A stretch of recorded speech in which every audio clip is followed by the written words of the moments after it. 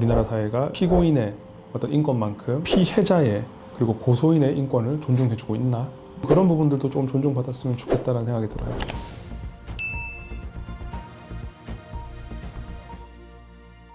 강남 의대생 살인 사건 있었잖아요. 변호사님이 자문도 많이 하시고 실제 칼럼도 쓰셨던 사건인데 보복성 편지를 문제가 되고 있더라고요. 교도소에서 이렇게 편지를 쓸 수가 있는 거예요. 원칙적으로는 이제 수용자도 일정 부분 통신의 자유가 보장됐기 때문에 자신이 원하는 내용을 보낼 수는 있죠. 근데 뭐 위험한 물건이 동봉된다거나 거기에 어떤 부적절한 내용이 있다고 하면은 거기에 따른 이제 또 관련해서 처벌을 받을 수 있죠. 편지 쓰는 것 자체는 자유다. 그렇죠. 실무적으로 봤을 때도 이제 1차적으로는 수용자들이 어떤 피해자들의 연락처를 모르면은 쓸 수가 없잖아요. 근데 이제 연락처를 알고 있는 경우들이 있어요. 그럼 보통 주소는 어떻게 알게 되는 거예요? 지인을 통해서 안다든지 예전에 관계가 있어가지고 알고 있다든지 수사 과정에서 재판 과정에서 기록이라든지 뭐 기타 등등을 통해서 뭐 알게 된 내용이라든지 그렇다고 하면은 주소를 알고 있으니까 일정 내용을 적어가지고 서신을 발송하는 것은 사실 가능하죠. 그 편지를 썼을 때 어떻게 처벌받아요? 그 편지 내용에 부적절한 내용을 넘어서 어떤 형사 범죄가 되는 내용이 있다고 하면은 그냥 이제 관련법에서 처벌을 받는 거고요. 예를 들면은 사기 사건이었는데 사기 피해자가 피해 회복을 위해서 사기범의 재산을 일정 부분 압류를 했어요. 그러니까는 이 사기범이 피해자인데 편지를 보내서 그 돈은 내가 병원 가려고 모아뒀던 돈인데 네가 이걸 압류를 했냐, 너도 이런 똑같은 기분을 느끼게 해주겠다, 잘 지내고 있어라, 몸 건강히 있어라, 찾아가서 어떤 위협을 가하겠다는 협박 편지를 보내가지고 또 관련해서 처벌받은 경우도 있고요. 강간 사건이었는데 강간범이 강간 피해자에게 편지를 써서 사랑한다, 뭐 결혼하자, 아이를 놓자, 뭐 이렇게 내용을 보내가지고 2차 가해라든지 추가 범죄가 더 성립해서 징역형으로 처벌받은 경우도 있어요. 교도소 내에서 검열을 해가지고 막을 수는 없어요. 예전에는 가능했는데요. 형집행법이라든지 또 헌법재판소의 판례 때문에 지금은 기본적으로 서신의 내용을 검열하는 것은 위헌으로 보고 있어요. 그렇기 때문에 지금은 불가능하고요. 그럼 결국에는 피해자가 그걸 읽고 나서 신고를 해야지만 이렇게 처벌을 받을 수 있는 구조. 이 사건 같은 경우도 1심에서는 반성한다고 해가지고 이제 징역 26년 선고했고 2심에서는 반성하지 않는다고 해서 징역 30년 선고했는데 결국은 2심 판사님이 맞으신 거예요. 반성하지 않는 거예요.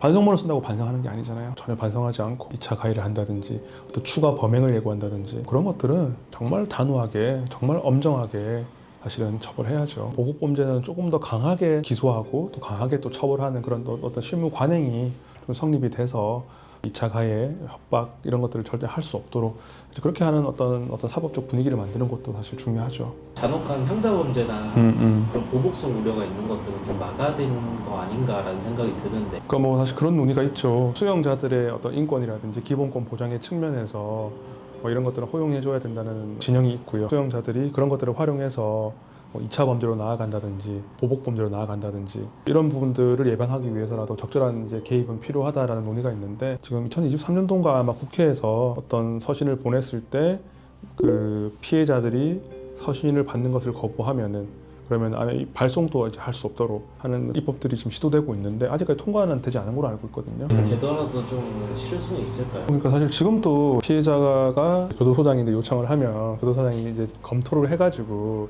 그런 발송을 사실 막을 수 있는데 대부분은 아닌데 그런 편지가 올지 모르잖아요. 한번 협박을 해가지고 이게 문제가 됐을 때 그리고 이제 그때 피해자가 뭐 이런 요청을 했을 때 다시 받아들여지지만 그런 것들 미리 요청하거나 피해자 입장에서는 이런 권리가 있는지 법이 있는지 모르잖아요. 그러니까 그런 것들 좀 고지하게 했으면 좋겠어요. 특정 사건에 있어서는 가해자로부터 향후에 뭐 그런 서신을 받기를 원하지 않는다는 것을 확인한 절차 있잖아요.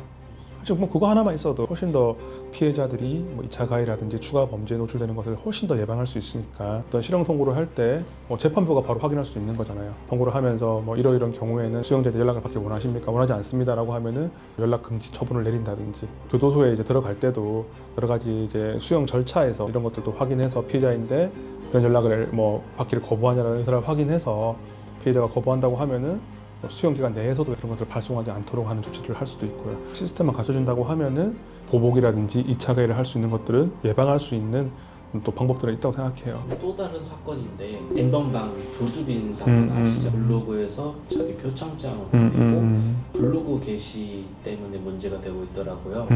교도소에서 이렇게 블로그를 운영할 수 있는 거예요. 원칙적으로 교도소에서는 어떤 뭐 자격증이라든지 아주 제한된 교육 목적에서 PC 사용은 이제 가능할 건데, 근데 뭐 그렇게 막 개인 블로그를 운영하거나 자신의 어떤 뭐 의사를 표현하거나 이런 것들은 사실 원칙적으로 금지되고요. 실무적으로 봤을 때는 이제 조주빈이 교도소에서 올린 게 아니라 뭐 변호인이라든지 아니면 가족을 통해서 이제 이런 내용을 올려달라 했고, 그것들을 아마 이제 밖에 있는 제3자가 조주빈을 대리해서 아마 올린 게 아닐까 싶어요. 조주빈이나 조주빈 가족이나 이렇게 처벌은 안 받아요? 원칙적으로 수용자라 하더라도 어떤 통신의 자유라든지 표현의 자유가 있기 때문에 자신의 생각을 올렸다는 것만으로 사실 어떤 형사처벌 받기는 어렵죠. 다만 이제 그 내용이 범죄 혐의가 있다든지 협박이 있다든지 그렇다고 했을 때는 이제 그 내용으로 처벌받을 수 있는 거죠. 근데 이제 실무적으로 저희가 뭐 명예훼손 사건이나 모욕죄 사건 이런 거 많이 하잖아요. 이제 보통 포털 사이트에 요청을 많이 해요. 우리가 피해자고 뭐 명예를 훼손할 수 있는 부분이라든지 뭐 어떤 모욕적인 글이라든지 일반인의 법감정에 반하는 이런 사회상규에 반하는 이런 내용이 좀 올라와 있다라고 했을 때 요청을 하면은 그런 포털 사이트 법무팀에서 검토를 해가지고 이걸 이제 블라인드 처리를 하거나 블로그를 폐쇄 처리하거나 뭐 그런 경우는 있어요. 피해자들이 결국에는 그 글을 봤을 수도 있잖아요. 그럼 되게 화가 많이 날 것 같은데.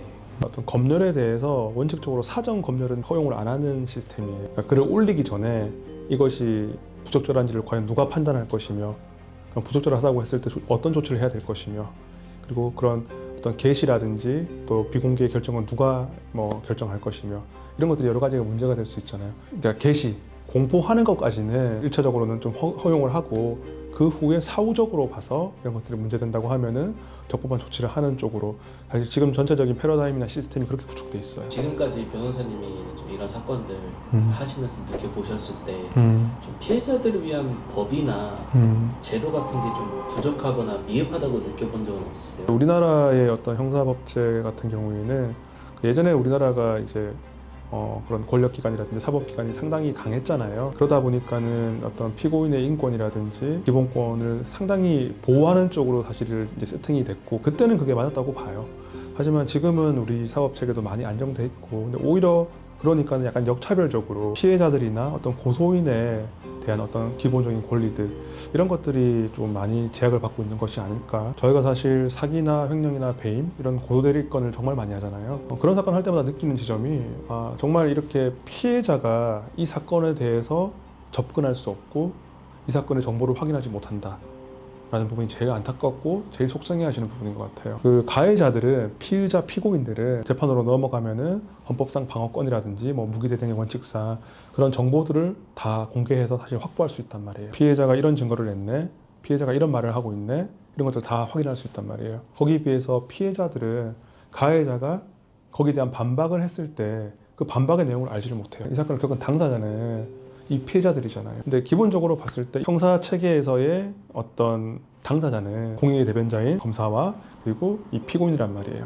그러니까는 이 피해자는 사실 당사자가 아니에요. 제3자가 돼버리는 거예요. 지금 조금 더 피해자인데 어떤 특정한 지위라든지 특정한 좀 권한을 좀 인정해서 피해자들인데도 그런 것들을 좀 알려서 이 사람이 이렇게 주장하고 있는데 전혀 아니다. 그때는 이런 상황이었고 이런 증거가 있다 라고 할 수 있는 사실 기회를 주는 것이 좀 바람직하지 않나? 지금의 법감정이라든지 사법 시스템과는 조금은 이제 괴리가 있지 않나? 조금 좀 업데이트 해야 되지 않나? 피해자의 어떤 고소인의 좀 권리를 조금 더 지켜줘야 되지 않나? 저는 개인적으로 그렇게 생각하고 있어요.